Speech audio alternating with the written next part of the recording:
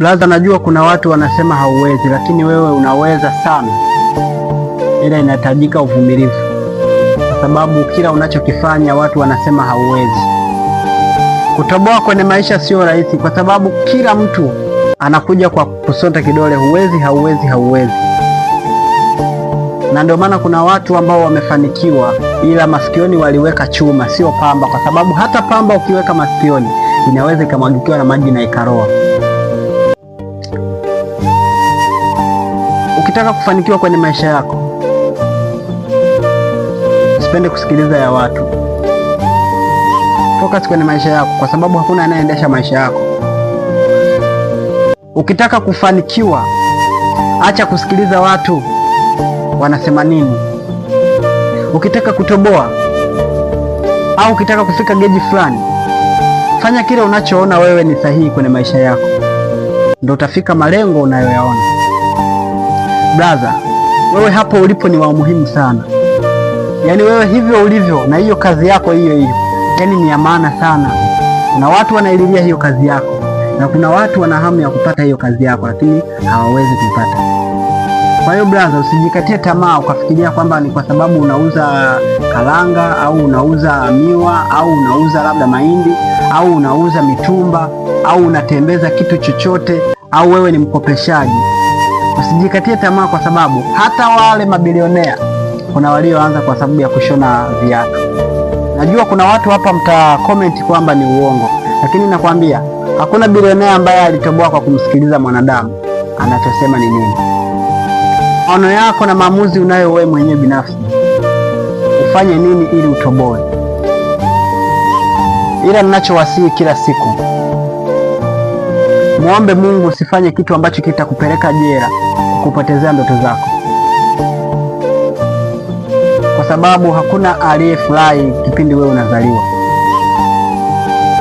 Mimi ninajua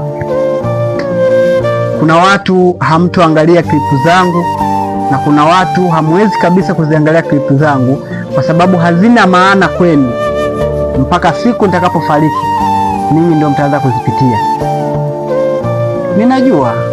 Ninajua sisi wanadamu ni wepesi sana kukatishana tamaa, hasa kwenye masuala ya mafanikio. Kuna watu wanaweza wakakukatisha tamaa brother, uweze amini. Mtu anaona kabisa wewe una kipaji cha kufanya kitu fulani, lakini hawezi akakusaidia kwa sababu anajua ipo siku utakapotoboa, ukifika geji fulani utamzidi. Kwa na yeye anataka kubaki pale pale alipo, hataki kuzidiwa na mtu mwingine. Kwa chunga brother kazi unayoifanya. Una uwezo wa kuwa unafanya hiyo kazi yako ikakulipa zaidi ya yule aliyeajiriwa. Ukija kupiga hesabu kwa siku wewe unaweka 5,000, kwa mwezi inakuja kama 150. Una uwezo wa kuicheza mchezo, kuna mchezo mingi sasa hivi, lakini hayo siyafagili.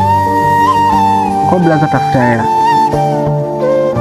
Umalaya hauwezi ukakufikisha popote, kwa sababu umalaya unapoweza kukufikisha ni mauti.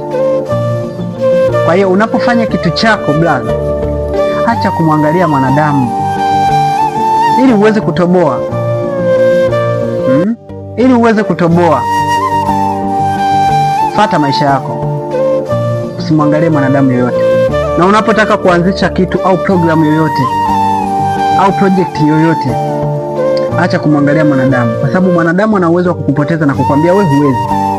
Utamfanya nini? Watu wengi tuna vitu vya kufanya, lakini tumekatishwa tamaa, ikiwemo ndugu, jamaa na marafiki wametukatisha tamaa. Ndio maana nakwambia brother, kuna watu wamekatishwa tamaa kwa sababu ya ndugu amemwambia wewe hutoweza. Hakuna ndugu yako au mfano, hakuna ndugu yako aliyokuwa msanii, wewe utakuwaje msanii? Kwenye ukoo wenu hakuna tajiri, wewe utakuwaje tajiri? Kwenye ukoo wenu hakuna mfugaji, wewe utakuwaje mfugaji? Brother, usiangalie hayo maneno, kwa sababu Mungu yeye ndiye anayempa mtu kulingana na uwezo wake. Aidha yule ndugu kwenye huo ukoo alishagai kupewa hivyo, lakini hakutumia akili kwenye zile mali alizokuwa amepewa. Wewe unaweza ukajua ni uwezo wako, lakini kumbe Mungu yuko juu yako. Mungu hana ubaguzi.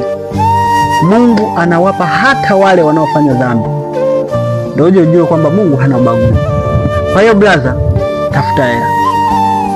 Yaani wewe huna sura mbaya, tafuta hela, utanishukuru baadaye. Wewe huna gundu la kukataliwa na wanawake, wewe huna gundu la kukataliwa na ndugu, wewe huna gundu lolote. Tafuta hela, utakuja kunielewa.